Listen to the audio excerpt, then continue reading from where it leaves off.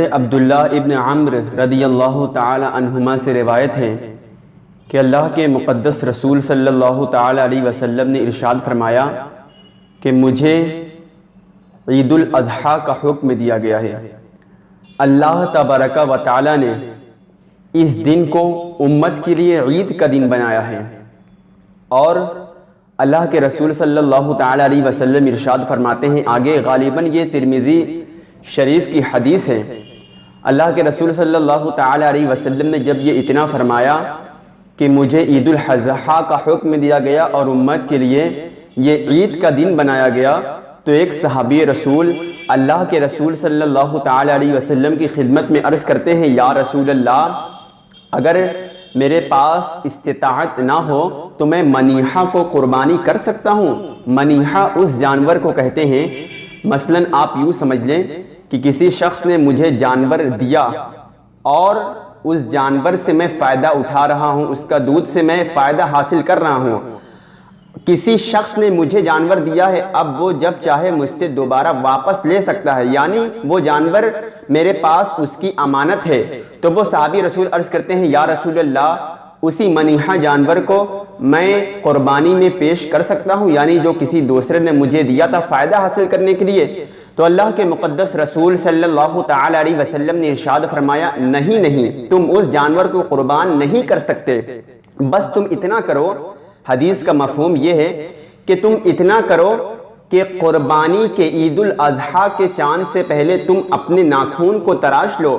اور اپنے مونچھوں کو تراش لو اور اپنے منہ زیر ناف کو منڈوا لو، اور پھر اسی وقت کرنا جب قربانی کی عید کی نماز کے بعد قربانی کر لو، اس کے بعد تم ان چیزوں کو تراشنا، یعنی قربانی کے چاند سے پہلے ان کو تراش لو، پھر اس کے بعد قربانی کے بعد ان کو اگر تم تراش لوگے تو اللہ تبارک و تعالیٰ تمہیں ایک قربانی کا ثواب عطا فرمائے گا۔ ایک قربانی کا اللہ تبارک و تعالیٰ تمہیں ثواب عطا فرمائے گا۔ اب یہ حکم کوئی بھی شخص ہو، چاہے مرد و عورت ہو، جس کو قربانی کرنا ہو وہ ہو یا جس کو قربانی نہ کرنا ہو وہ ہو،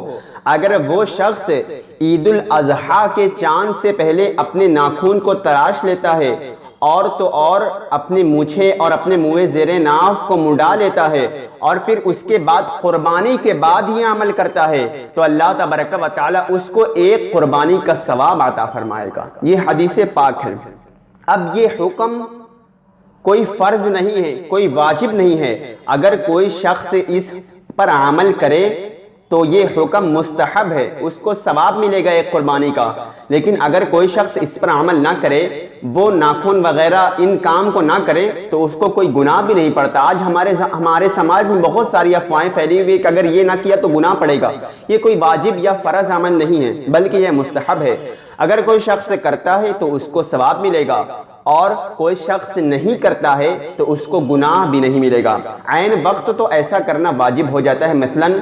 آپ 40 دن ہو گیا آپ نے ناخن نہیں کاٹا یا منہ زیر ناف کو نہیں مونڈا، 40 دن ہو رہا ہے، اگر ان 10 دن آپ سوچتے ہیں کہ میں یہ عمل کر لوں تو لہٰذا آپ گناہگار ہوں گے، اس لیے چاہے وہ ناخن ہو یا منہ زیر ناف ہو، اگر 40 دن سے زائد ہو جاتا ہے تو وہ ناجائز و حرام ہو جاتا ہے۔ اس لیے ضروری ہے کہ ہم ان چیزوں کا خیال رکھیں، اور پھر اسی کے بعد عید الاضحیٰ کے چاند سے پہلے یہ عمل کر لیں، اور پھر عید الاضحیٰ کی قربانی کے بعد اس کو تراش لیں، تو اللہ تبارک و تعالیٰ انشاءاللہ ایک قربانی کا ثواب عطا فرمائے گا۔